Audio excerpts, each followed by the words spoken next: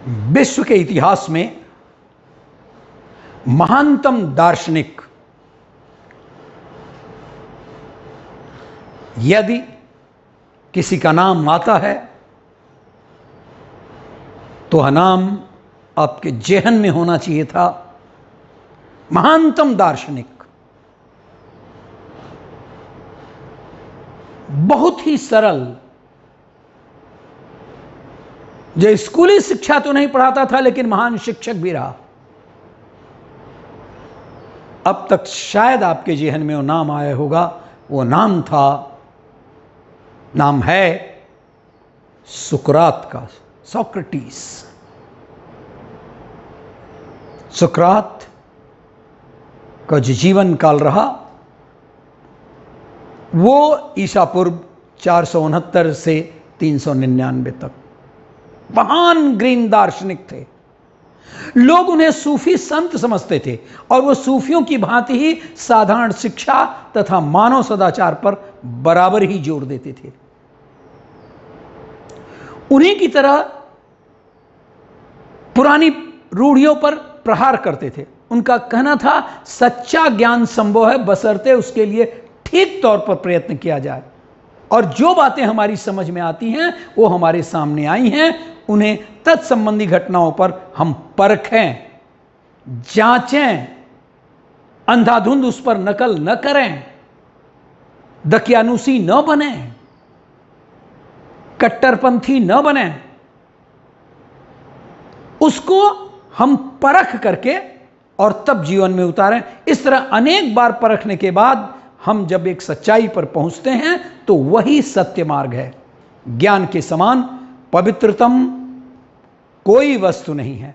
आखिरकार भगवद गीता में भी तो कहा गया है, नहीं ज्ञानेन सदृशम पवित्रम ही विद्यते तत्स्वयं योग संसिद्ध कालेन आत्मनि विन्दति।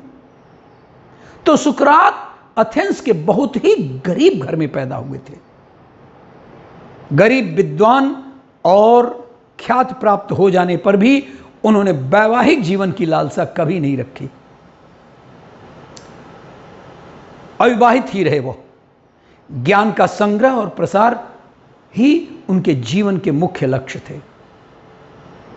उनके अधूरे कार्य को उनके शिष्य अफलातून और आपने सुना होगा अरस्तु, सिकंदर के गुरु, उनके पिता फिलिप्स के गुरु, उन्होंने पूरा किया। नवयुगों को बिगाड़ने, देवनिंदा और नास्तिक होने का झूठा आरोप लगाकर उन्हें जहर देकर मारने का दंड दिया गया। सुकरात ने जहर का प्याला खुशी खुशी पिया और जान दे दी। अपने शिष्यों तथा स्नेहियों ने उन्हें कारागार से भग जाने का, लोग गए भी, कहे कि हम इंतजाम कर रहे हैं और आप भाग चलिए। किंतु उन्होंने कहा, भाइयों, तुम्हारे इस प्रस्ताव का मैं आदर करता हूं, तुम्हारे इस प्रेम का आदर करता हूं, तुमने जो कहा उसको मैं विचार कर रहा हूं, लेकिन आप जो कहते हैं कि मैं यहां से भाग जाऊं। प्रत्येक व्यक्ति को जीवन और प्राण के प्रति मोह होता है। भला प्राण देना कौन चाहता है, कौन मरना चाहता है? किंतु यह उन साधारण लोगों के लिए है जो लोग इस नश्वर शरीर को सब कुछ मानते हैं। जातस्य हि ध्रुवो मृत्युर्ध्रुवम जन्म मृतश्च तस्मात् अपरिहार्य अर्थे न तुम सोचितो हर्षि। गीता में दिया, भगवद गीता में कहा गया। तो उन्होंने कहा आत्मा अमर है, फिर इस शरीर से क्या डरना? हमारे शरीर में जो निवास करता है क्या उसका कोई बिगाड़ सकता है क्या? नैनम छिन्दन्ति शस्त्राणि नैनम दहति पावक न चैनम क्लिद्यन्तापो शोषयति मार्तो। शायद गीता का उन्हें पढ़ा तो नहीं था, लेकिन मैं समझता हूं कि वो उसी स्तर के एक महान विद्वान थे। आत्मा ऐसे शरीर को बार बार धारण करती है, अतः इस क्षणिक शरीर की रक्षा के लिए भागना उचित नहीं है। क्या मैंने कोई अपराध किया है? जिन लोगों ने इसे अपराध बताया है उनकी बुद्धि पर अज्ञान का प्रकोप है। मैंने उस समय कहा था कि विश्व कभी भी एक ही सिद्धांत की परिधि में नहीं बांधा जा सकता। मानव मस्तिष्क की अपनी सीमाएं हैं। विश्व को जानने और समझाने के लिए अपने अंतस के अंधकार को हटाना पड़ेगा, हटा देना चाहिए। मनुष्य नश्वर काया मात्र नहीं, वह सजग और चेतन आत्मा में निवास करता है। इसलिए हमें आत्मानुसंधान की ओर ही मुख्य रूप से प्रवृत्ति होना चाहिए। यह आवश्यक है कि हम अपने जीवन में सत्य, न्याय और ईमानदारी का अवलंबन करें। हमें यह बात मान करके ही आगे बढ़नी चाहिए कि शरीर नश्वर है। अच्छा है, नश्वर शरीर अपनी सीमा समाप्त कर चुका। वो जब अपने मित्रों को बता रहे थे, और टहलते टहलते थक चुका हूं, अब संसार रूपी इस रात्रि में लेट कर आराम कर रहा हूं। सोने के बाद मेरे ऊपर चादर उड़ा देना। जब सुकरात ने एक युवक ने पूछा, सफलता का रहस्य क्या है? आप लोग भी संभवतः अपने मन में ये सवाल रखते होंगे, सफलता का रहस्य आखिर क्या है? जब यह प्रश्न उस युवक ने पूछा प्रसिद्ध दार्शनिक सुकरात से, तो इस प्रश्न के उत्तर में सुकरात ने उस युवक से को कल सुबह नदी किनारे मिलने के लिए कहा। अगले दिन सुबह के समय वो युवक और सुकरात दोनों नदी किनारे पहुंच गए। सुकरात ने नौजवान युवक से उसके साथ पानी में आगे बढ़े, पानी के अंदर चलते गए। अब युवक सुकरात के साथ नदी में पानी की ओर जब चलते गए तो आगे बढ़ते बढ़ते पानी गले तक आ गया। तब अचानक सुकरात ने उस युवक का सिर पानी में डुबो दिया। नवयुवक जो था वह तो तड़पता रहा, अपना सिर बाहर निकालने के लिए छटपटाता रहा। सुकरात ताकतवर थे, इसलिए युवक का पानी से बाहर निकलने का हर प्रयास विफल होता जा रहा था। तब जाकर के सुकरात ने उस युवक का सिर पानी से बाहर निकाला, और बाहर निकलते ही जो काम नौजवान ने सबसे पहले किया वो था हाँफते हुए जल्दी जल्दी सांस लेना, और कहा कि आप तो मार देना चाहते थे। सुकरात ने उस युवक से पूछा, जब तुम्हारा सिर पानी के भीतर था तब तुम सबसे ज्यादा क्या चाहते थे?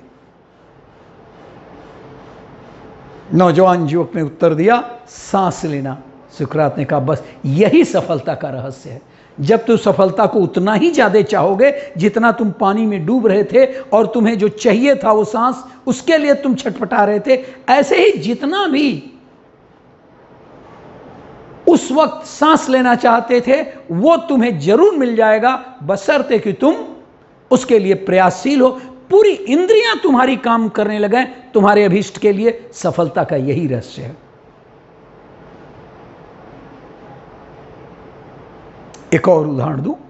सुकरात यूनान के, आपको बताया कि महान दार्शनिक, उनकी पत्नी झगड़ालू थी, छोटी छोटी बातों पर अमूमन सुकरात से लड़ती थी, लेकिन हर समय सुकरात शांत रहते थे।